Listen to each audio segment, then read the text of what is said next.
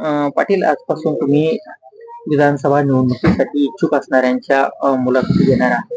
त्यांच्यासाठी काय आव्हान आहे आणि कशा प्रकारच्या मुलाखती असेल? मुलाखती 29 ऑगस्टच्या नंतर घेणार आहेत आम्ही. काय अ, ठरल्याच्या नंतर निवडणूक लढायची का पाडायची या संदर्भात निर्णय झाल्याच्या नंतर त्या मुलाखती. आता फक्त आपण आढावा घेतोय, डाटे घेतोय त्यांच्याकडून, त्यांचा वैयक्तिक डाटा, मतदारसंघाचा डाटा, त्यांनी केलेले कामं, सामाजिक राजकीय काय काय कामं केले, गोरगरिबांचे काय कामं केले, सगळ्या जाती धर्मांचे काय केले, शेतकऱ्यांचे काय केले, या कामाचा आपण आढावा घेतो.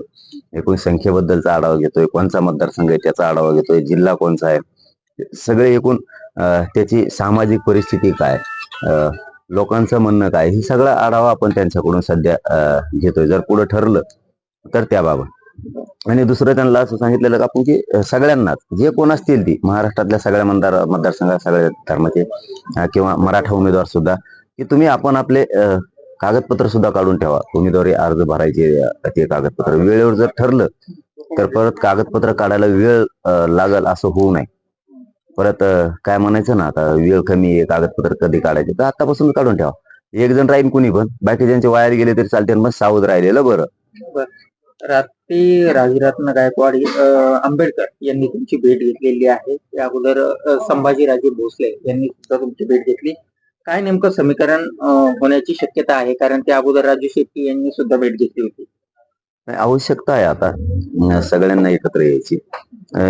कारण जर तुम्हाला बदल करायचा म्हणताय, प्रश्न सोडवायचे म्हणताय, तुम्हाला शेतकऱ्यांचे प्रश्न सोडायचे असं म्हणायचंय, तुम्हाला गोरगरीब मराठ्यांचे, धनगरांचे, मुस्लिमांचे प्रश्न जर सोडवायचे म्हणताय, असं जर सगळ्यांचं म्हणणं आहे, तर मग एकत्र यायला अडचण काय?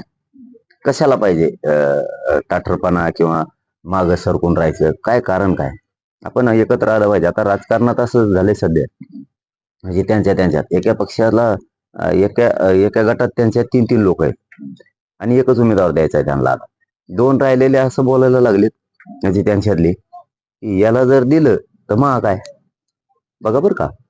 मी हे 4-5 दिवसापासून मला ऐकायला मिळाले आणि ते मी मीडियाशी शेअर करायला लागलोय आता, की समजा युतीतून एक दिला जाणार, महाविकास आघाडीतून एक दिला जाणार, खाली काय राहिले, एक दिल्यावर 2-2. ते 2 काय म्हणते, हे घराणं नाही पडलं आम्हाला, आणि ते काय म्हणते त्यांच्यात, हे घराणं नाही पडलं आम्हाला. म्हणजे त्यांच्यात 3 उमेदवार आहेत, तिघांनी तयार केले. आणि राजकारणात असं आहे, एकदा जर माणूस मागं पडला तर तो डबल पुढे येत नाही राजकारणात. असं ते म्हणते, एकदा जर मी याला तिकीट दिलं तर मी मागं पडणार आहे. म्हणजे ते दुसरा म्हणतो मग मी बी मागच पडणार आहे, आता एकाला द्यायचंय. मग त्याच्यापेक्षा हे घराणं नको म्हणतात, ह्या घराण्यापेक्षा हे परवडे आपल्याला गरीबाचे उमेदवार उभा केलेले. म्हणजे अशी परिस्थिती होऊ शकते. एकूण पाठीमागे झाली तशी व्यासपीठावर नुसती गर्दी, पण मतदानच नाही झालं. असंच ह्यावेळेस सुद्धा गरीबाच्या उमेदवाराला मदत करतील ते, राहतील तिकडच, असे दाट शक्यता आहे आता. तर मग असं जर होतंय, जर ते आतून पाडापाड्या करणार आहेत त्यांच्याच, तर मग गोरगरीबाला केवढी मोठी संधी आली. मग बाकीच्या जातींनी काय एकत्र नाही आलं पाहिजे, त्यांच्या नेत्यांनी काय नाही एकत्र आलं पाहिजे. आणि मग काय अडून होते, नुसतं अडूनच होते का, मराठ्याला आरक्षण नाही, मुस्लिमांना आरक्षण नाही, धनगरांना आरक्षण नाही, नुसतं बॉम्बलूनच मग भागणार आहे का? शेतकरी म्हणणार आमच्या मालाला भाव नाही, कर्जमुक्ती होत नाही, ते दुसरं काय, जे जे प्रश्न आहेत त्यांचे, पाण्याचा प्रश्न हे सुटत नाही. कसे सुटतील? योग्य वेळेला उड्या नाही हाणायच्या, कसं प्रश्न सुटून हीच वेळ आता सुटून पडायची. ते जर त्यांच्यात पाडापाडी करायला निघाले तर मग आपल्याला तर संधी आली गोरगरीबाला. आणि छोट्या छोट्या जातीतले जे नेते आहेत त्यांनी सुद्धा संधी आता एकत्र येण्याची. काल गिरीश महाजन म्हणाले की महाविकास आघाडीमुळे सर्वोच्च न्यायालयात आरक्षण टिकलं नाही, महाविकास आघाडी ही आरक्षणाच्या बाबतीत निष्क्रिय आहे. आता आम्हाला वेळ द्यायचा नाही त्यांच्यात वेळ देऊन उपयोग नाही. हे पागल झालेले, त्याला काही सुचा नाही, त्यांच्यात वेळ नाही. आमच्या कामात आता आम्ही तिकडे आता टीका करू द्या, नाही तर तिकडे ढोल घेऊन बडीत बस म्हणा का रे. आता त्यांचा टाइमच नाही घालायचा. आम्हाला आमचं आरक्षण महत्वाचं आहे. आणि जर निवडणूक लढायची असली तर निवडणुकीची पुढची यशाची लढाई महत्वाची. आमच्या शेतकऱ्याचे प्रश्न सोडवायचे असले आम्हाला, तर आमच्यासाठी ते गरजेचे आहेत. आता गोरगरीब मोठं करणं, शेतकरी मोठं करणं हे आमच्यासाठी गरजेचं आहे. आता ते गरजेचे नाहीत, कारण जवळपास आता शिक्कामोर्तब होत आलंय की सरकार आणि विरोधी पक्ष हे आता आरक्षणाच्या बाजूने बोलत नाहीत. आणि दुसरा शिक्कामोर्तब झालाय, असा अंदाज आहे की सरकार आता मराठ्यांना आरक्षण देणारच नाही.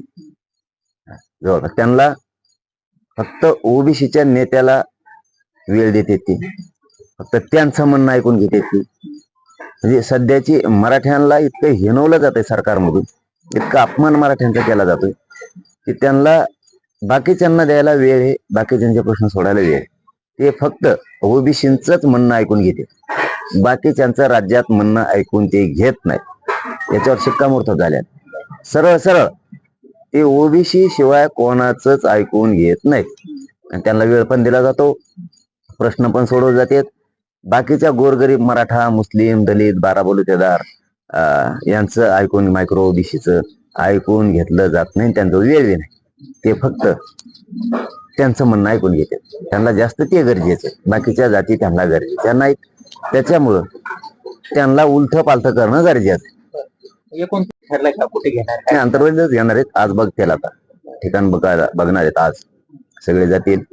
बाकी सांगितलंय 5-7 जणाला की तुम्ही ठिकाण बघून, कारण ठिकाण खूप मोठं लागणार आहे. महाराष्ट्रातल्या गावागावातून मराठी येणार आहे बैठकीला. बैठक मोठी होणार, त्यामुळे जागा सुद्धा मोठी लागणार. यदा कदाचित निवडणुका लढायचा निर्णय जर ठरलाच बैठकीमध्ये, तर तिसरी आघाडीमध्ये ते यांच्यासोबत जाणार की स्वतंत्र उभे करणार, कशी तुमची भूमिका आहे? मला वाटतंय आता ते होईल वेळेवर, काय होतं ते 29च्या नंतर. पण वाटतंय ते आघाडी काही नसावी. आपले सरसकट सगळ्यांनी एकत्र यायचं आणि अपक्ष दणका बारा. ताण राहत नाही लोकांना, पण पंचा पक्षाचा नाही, कशाचा नाही. अपक्ष उभा केले काही होत नाही, कोणी फुटत नाही, काय नाही होत. पण खूप विचार करून करणार मी निर्णय घ्यायचा. म्हणजे मी असा घेणार नाही आणि ते त्यांना त्यांचा समाज स्वीकारणारे काय हे बघणारे, कोणत्या जाती धर्माचे नेते त्यांना त्यांचा समाज स्वीकारणारे काय हे सुद्धा बघणारे. नुसते नेत्याचीच फळीवाळा झालेली आहे मोठी आणि खाली माणसंच नाही, असंही माझ्याकडून होणार नाही. दुसरी गोष्ट सांगतो, यातली 150 लोकांसाठी मी 6 कोटी मराठींचं वाटलं नाही करू शकत. नुसत्या निवडणूक लढायच्या आणि यातला सगळा दिदारा करून असंही माझ्याकडून होणार नाही. सगळ्या जातीचे समीकरण जुळतायत का, तर ते निर्णय होणार आहे. कारण कुठलीच एक जात या राज्यात निवडून येऊ शकत नाही. त्याला समीकरण जुळावे लागणार आहेत. आणि समाजाने एवढा मोठा लढा उभा केला, एवढा विश्वास ठेवलाय, एवढं मोठं यश संपादन सुद्धा केलंय. ते राजकारणासाठी जायला नको ते. त्याच्यामुळे मी विचारपूर्वक पाऊल उचलणार आहे. कारण निवडणूकच ही अजेंडा नाहीये ना महत्वाचा. कारण आंदोलन करून सुद्धा मराठी न्याय मिळू शकतो. त्यामुळे त्या राजकारणात जाऊन जर समीकरण जुळत नसले तर राजकारणात जाऊन काय समाजाचं वाटोळ करू? मला हे सगळ्या जबाबदाऱ्या पार पाडणार. एबीपी माझा, उघडा डोळे बघा नीट.